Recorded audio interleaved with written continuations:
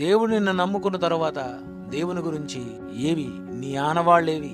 ఈరోజు మన పిల్లలు ఎంతో మంది కాలేజీలో చదువుకొని వాళ్ళు ఒక ప్రిన్సిపాల్స్ అయ్యి, ఒక లెక్చరర్స్ అయ్యి, ఒక డిప్యూటీ డైరెక్టర్స్ అయ్యి, జాయింట్ డైరెక్టర్స్ అయ్యి వాళ్ళు చేస్తున్నటువంటి కార్యక్రమాలన్నీ చూస్తుంటే ప్రతి ప్రాంతంలోనూ వెళ్ళినటువంటి మన పిల్లలు ఈ మధ్యన Bible open university India international Christ church తరఫున ఆనవాళ్ళు ఉండాలి, ఏదో ఒక కన్స్ట్రక్షన్ ఉండాలి.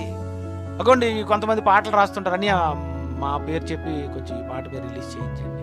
ఆనవాళ్ళు గుర్తు, పుట్టినందుకు నేను ఇది చేశాను.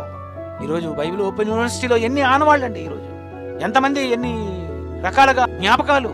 నేను పాటలు చేస్తుంటాను, నేను పాటలు చేస్తుంటప్పుడు కొంతమంది వాళ్ళకి తెలిసిపోతుంది, అన్ని పాటలు చేస్తారు, ఈ పాటలకు ఎంత ఖర్చు అవుతుంది, ఈ పాటలకి ఇలాగ చెయ్యాలి, దీనికి ఎంత ఇంత ఉంటుంది అని వాళ్ళే పంపించేస్తుంటారు. మనం అడగకపోయినా అవే ఆనవాళ్ళు. దేవుని సేవలో నీ ఆనవాళ్ళేవి? దేవుని సేవలో నీ గుర్తులేవి?